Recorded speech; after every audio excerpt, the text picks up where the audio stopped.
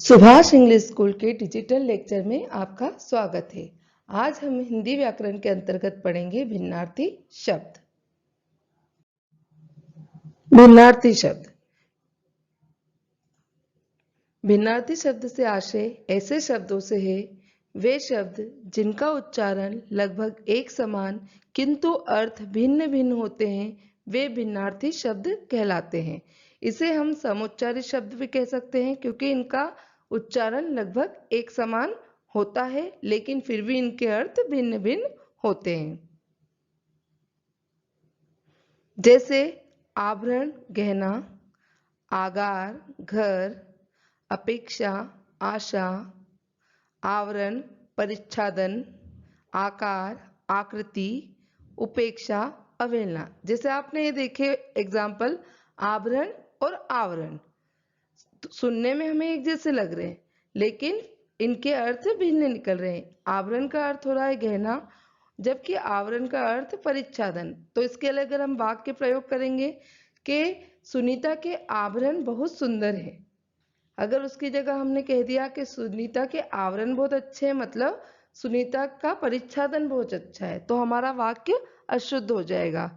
उसी तरह आगार और आकार, तो हम बोलेंगे कि पृथ्वी का आकार गोल है, लेकिन अगर हमने लिख दिया पृथ्वी का आकार गोल है, मतलब ये हो गया पृथ्वी का घर गोल है, तो ये अशुद्ध हो जाएगा।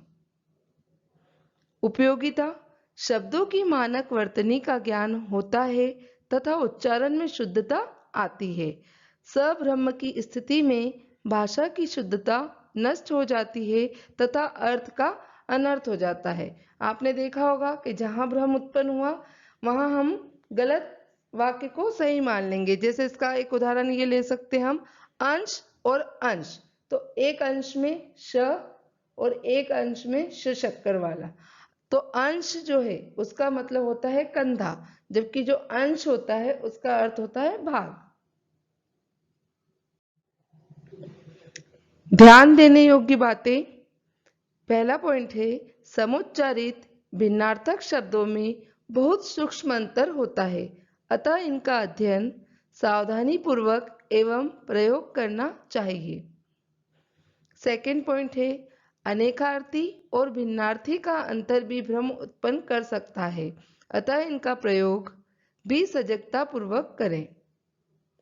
भिन्नार्थक समुच्चारित शब्द जैसे अली भौरा, अली सखी, अवलंब सहारा, अविलंब शीघ्र, अवधि सीमा, अवधि हिंदी की एक बोली, मतलब अवधि और अवधि में आप देखें कि केवल मात्राओं का अंतर है, छोटी की मात्रा और बड़ी की मात्रा, लेकिन छोटी की मात्रा वाली अवधि का मतलब हो रहा है सीमा, जबकि बड़ी अवधि का मतलब हो रहा है हिंदी की एक बोली जिसने तुलसीदास जी ने अपने रामचरितमानस की रचना की है।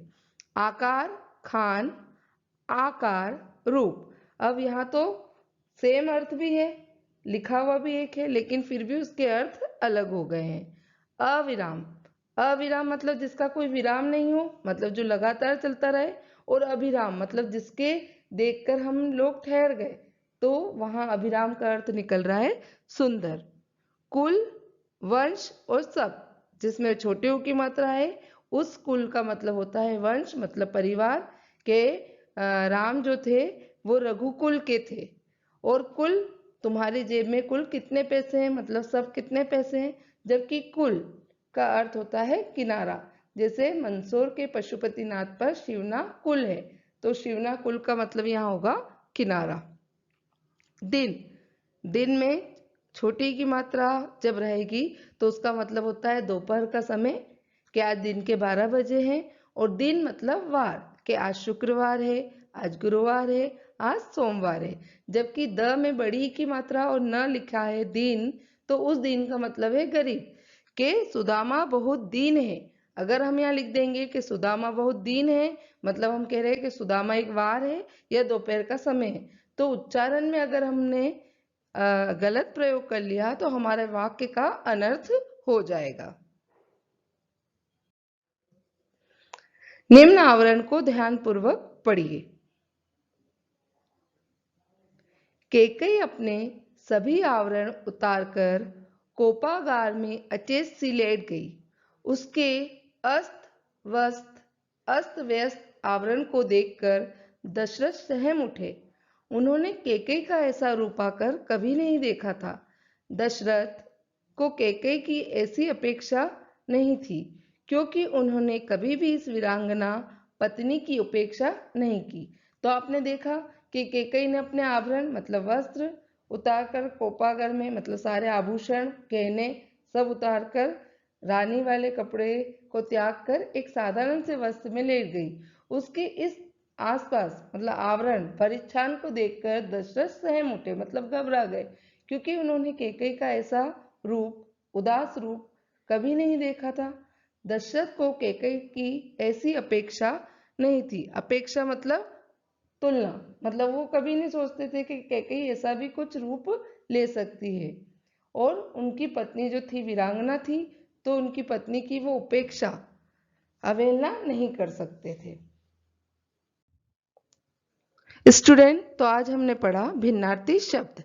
हमने कई उदाहरण देखे जिससे आपको क्लियर हो गया होगा कि भिन्नार्थी शब्द क्या है, और आप भिन्नार्थी शब्द को जब करें तो इन्हीं बातों का ध्यान रखें। कुछ उदाहरण और थे, जैसे अन्न, अनाज, अन्य, दूसरा, अली, भौरा, आली, सखी, ग्रह, घर, ग्रह, तारे या नक्षत्र, दूत, संदेश पहुंचाने वाला, दूत, जुआ, पानी, जल, जबकि पानी, हाथी।